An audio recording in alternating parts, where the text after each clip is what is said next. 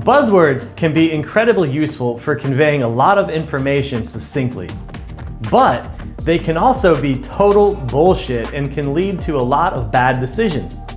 So in this video, I thought we'd have just a little bit of fun and call shenanigans on my top 5 bullshit buzzwords.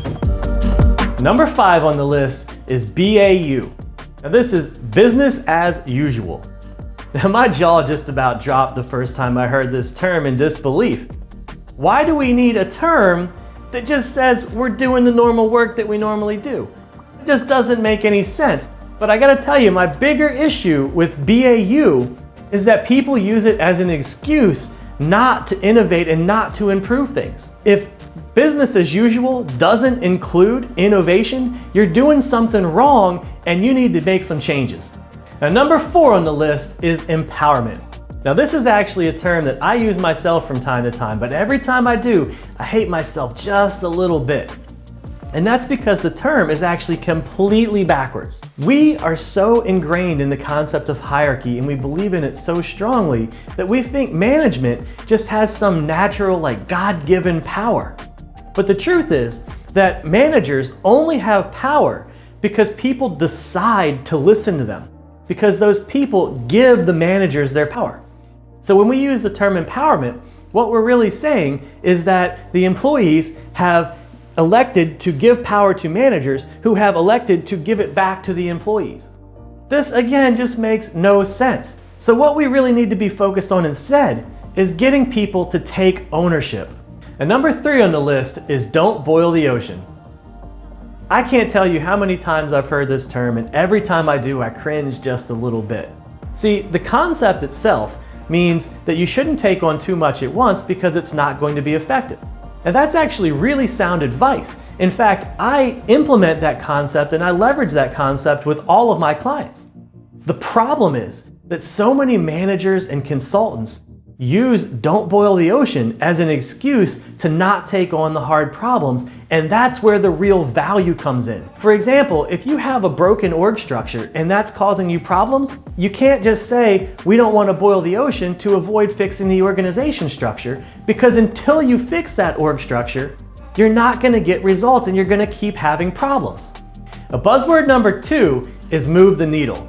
Now you typically hear this one in conjunction with don't boil the ocean. But that's a telltale sign that there's something bad going on in your organization, and you might just have some people problems. Now, the concept itself is sound. You want to make continual and measurable progress towards your objectives. The problem is, when most people say move the needle, they're talking about like the hour hand or the minute hand on a clock. Yeah, it's moving, but you can't really see it. What we need to do instead is think about moving the needle like the second hand on a clock, or better yet, the speedometer on a Corvette when you stomp that gas pedal. And my number 1 least favorite buzzword is best practices. Holy crap. Let's just take a minute to think about that concept and the implications. Are we really so arrogant that we can think that we have ever figured out the absolute best way to do something? And if we did believe that, why would we ever try to improve things? So what most people really mean when they say best practices is industry standard practices. But why do we want to strive to be industry standard? I mean, to me, that sounds boring and demotivating. So my recommendation on what to do instead is forget about the term best practices and instead focus on baking continuous improvement into your core processes. Now, one term that didn't make the list that I feel obligated to talk about is action items. Now, action items are just tasks that people come up with. But typically, it's not the person that comes up with the task that actually has to get it done. So the motivation level is instantly lower. But my biggest problem with action items is that they don't go through any sort of prioritization process. People just come up with them in a meeting, put them on a list, and expect them to be done in the next meeting.